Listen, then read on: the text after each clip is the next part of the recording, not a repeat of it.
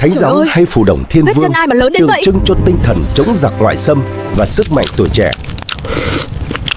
Đức Thánh Phù Đồng Thiên Vương được người dân Việt Nam biết đến thông qua truyền thuyết thánh gióng, nơi ông đã cưỡi ngựa sắt mang roi sắt và nhổ che đầm ngạc để đánh đuổi giặc ngoại xâm phương Bắc.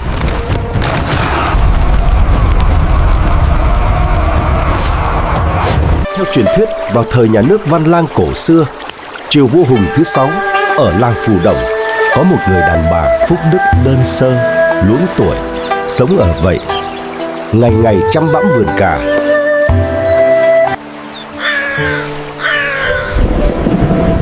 Chiều nay ông Đồng lại về hô ông Đồng.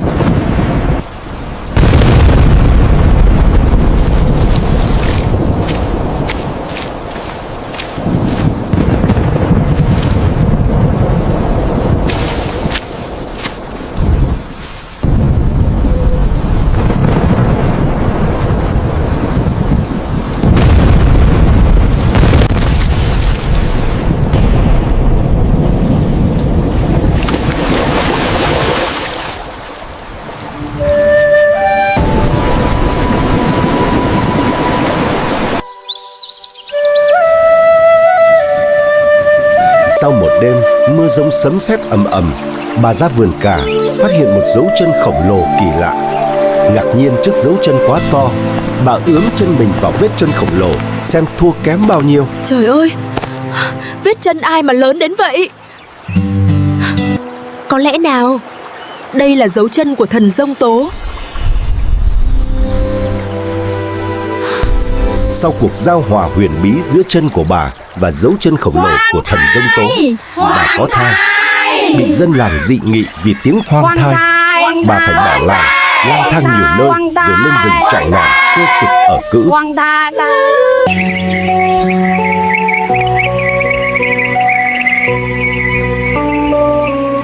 Sau 12 tháng mang thai, vào ngày mùng 9 tháng 4, bà hạ sinh một cậu bé trên sập đá, được cắt rốn bằng liềm đá và được tắm trong thống đá.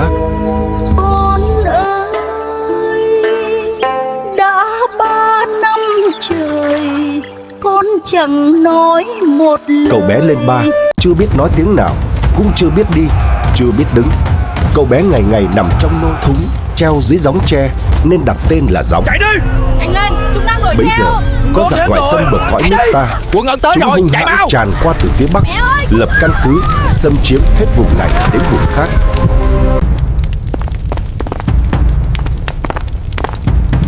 Tâu đại dương, giặc Ân tràn tới, chiếm đất khắp nơi. Các đạo quân chủ lực đã xuất chinh, nhưng bặt vô âm tính.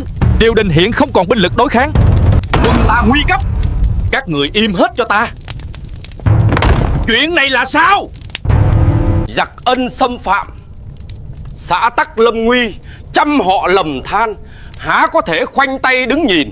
Truyền lệnh sai sứ đi khắp nơi, tìm người tài cứu nước. Thế giặc mạnh, nhà vua lo lắng, bèn sai sứ giả đi khắp nơi tìm người tài giỏi cứu nước. Hãy mau khoác chiến bào xông pha ra trận. Ồ ơ, trẻ còn non, chưa đủ làm gậy. Con còn bé, biết bao giờ nên người. Lo lo lo lo, đơn nguy, ai là người có tài đánh giặc, hãy mau khoác chiến bào xông pha ra trận. Lo lo lo lo. Mẹ ra, mời sứ giả vào đây cho con. Con tôi biết nói rồi. Gióng ơi, sứ giả nhà vua. Mẹ đã mời vào. Ngươi là ai? Có điều gì muốn tâu? Ngươi hãy về tâu với nhà vua, sắm cho ta một con ngựa sắt, một roi sắt, một áo giáp sắt và một mũ sắt. Ta sẽ đi phá tan giặc cứu nước. Ngươi về tâu vua ngay. Đây đúng là điềm trời. Ta sẽ về tâu với nhà vua ngay.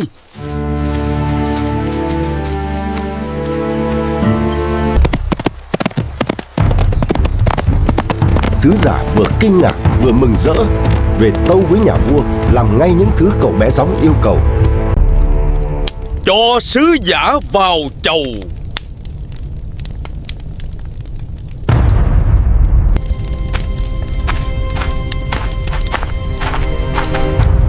Phải kiến đại vương. Trẫm sai các khanh đi tìm người hiền tài cứu nước.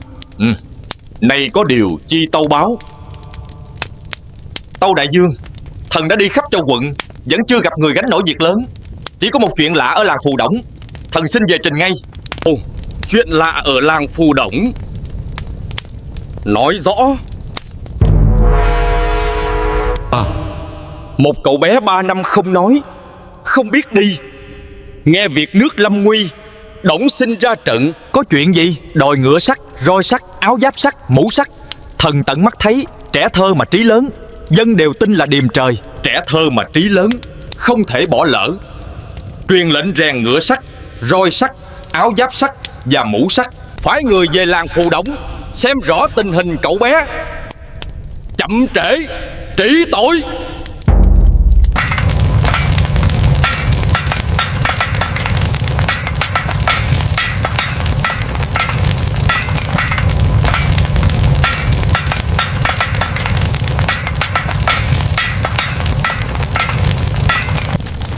Càng lạ hơn nữa, từ sau hôm gặp sứ giả, cậu bé lớn nhanh như thổi, ăn cơm mấy cũng không no, áo vừa mặc xong đã căng đứt chỉ. Gióng ăn một bữa hết 7 năm cơm, 3 năm cà, uống một hơi nước cạn đà khúc sông. Cả dân làng chung tay góp gạo nuôi gióng. Cậu bé lớn nhanh đến nỗi làm dân làng sửng sốt.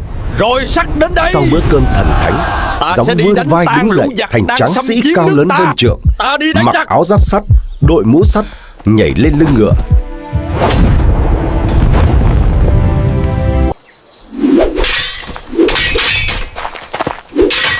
Chộp lấy cây roi sắt rồi từ biệt mẹ và dân làng.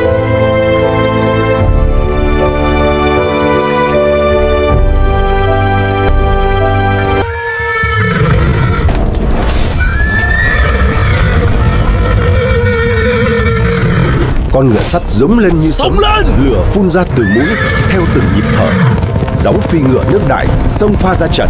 Sống lên! Toàn dân từ trẻ chăn trâu, người đi câu, người đập đất, người thợ rèn, người đi săn và cả muôn thú rầm rập theo nghĩa quân do Gióng chỉ huy xông ra chiến trường.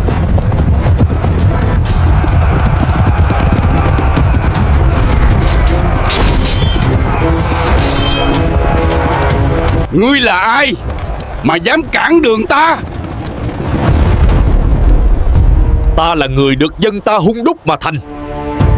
Ê, đây là đất của Văn Lang, nơi dân ta sinh sống yên bình. Các ngươi từ phương Bắc kéo đến xâm lược, gieo đau thương. Giang sơn này thuộc về kẻ mạnh. Đất này tươi tốt, vốn là để gió ngựa đại ân dẫm qua. Nếu ngươi còn biết lẽ phải, hãy quay về. Còn nếu vẫn cố tiến thêm một bước thì đừng trách gậy sắt này vô tình.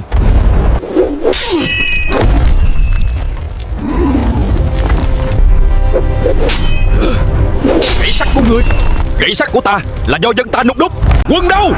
Xông lên giết thần tướng Văn Lang. Sau khi đàm đạo khuyên nhủ giặc không thành, Gióng đã xông vào trận địa địch, tả xung hữu nổi. Gióng quất roi sắt vào quân giặc chết ngổn ngang.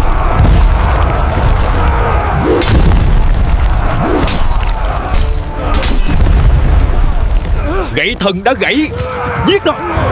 Gậy hắn gãy rồi, giết. Gậy hắn gãy rồi, giết. Cam go, roi sắt bị gãy, Gióng bèn nhổ những bụi tre tàn ngả trên đường làm vũ khí, mà đánh túi bùn vào đám giặc đang hoảng loạn, chết như ngả dạ. Đuổi theo, đừng để nó thoát. Xông lên, giết hắn.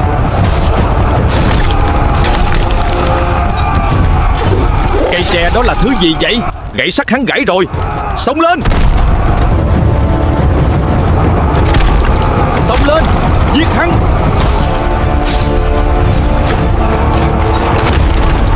Cây tre đó là thứ gì vậy? Cứu tôi với, lửa cháy quá. Chạy mau đi, không thể chống lại đâu. Chúng ta thua rồi. Ngựa sắt phun lửa thiêu rụi quân giặc. Kẻ sống sót sụp lạy quy hàng. Xin thần tướng Văn Lang tha mạng.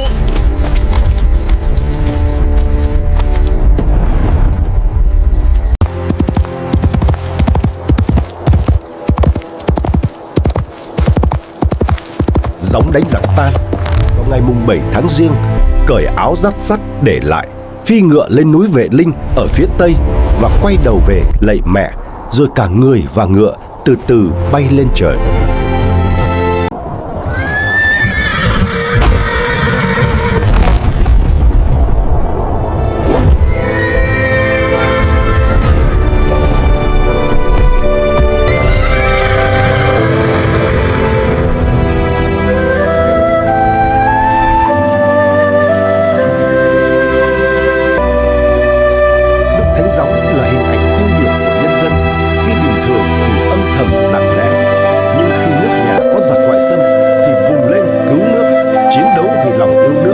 Sẵn sàng hy sinh bản thân mà không màng danh lợi. Vua Hùng ghi nhớ công ơn của gióng, cho lập đền thờ tại nơi gióng sinh ra và phong là Phù Đồng Thiên Vương, cấp cho 100 mẫu ruộng để lấy hoa lợi cầu cúng mở hội hàng năm. Phù Đồng Thiên Vương được thờ trong đền thượng, là ngôi đền chính quay hướng nam trông ra đê Tả Ngạn sông Đuống. Đền thờ Đức Thánh Mẫu nằm ngoài đê sông Đuống gọi là đền Hạ. Nằm ở phía tây đền thượng, cách đền thượng khoảng 200 mét, ở giữa xóm Ban. Miếu có tên chữ là Dục Linh Tử, thờ Đức Thánh Mẫu. Tương truyền đây là nơi mẫu sinh ra gióng, vốn thuộc khu rừng Trại Nòn nên có tên cổ là Miếu Trại Nòn. Sau miếu Ban là giếng Bát Nhũ Trị, tức là ao Tám Vú. Giữa giếng nổi lên một gò đất nhỏ. Tương truyền rằng nơi đây Đức Thánh Gióng sinh ra trên sập đá, được cắt rốn bằng liềm đá và được tắm trong thống đá. Bãi Đống Đào, nơi Đức Thánh Gióng đàm đạo với quân giặc không thành, là một bãi đất rộng cạnh ao sen nằm cách đền thượng khoảng 1,5 km, thuộc thôn Đồng Viên.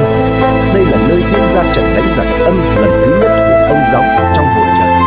Bãi Soi Bia thuộc địa phận thôn Phù Đồng, là nơi diễn ra trận đánh giặc Ân lần thứ hai của ông Gióng trong hội trận. Cố Viên còn được gọi là vườn rau hay vườn cà, nằm trên thềm đất ngoài đê Tả Ngạn sông Đuống, cách đền Hạ khoảng 500 mét. Tương truyền mẹ gióng ra vườn này ướm vào vết chân khổng lồ rồi mang thai. Đây là nơi hội tụ những linh hồn cổ xưa, nơi lễ hội Đức Thánh Gióng trở thành một kịch trường dân gian, được UNESCO tôn vinh và ghi danh là di sản văn hóa phi vật thể đại diện của nhân loại, gắn liền với khu di tích quốc gia đặc biệt đền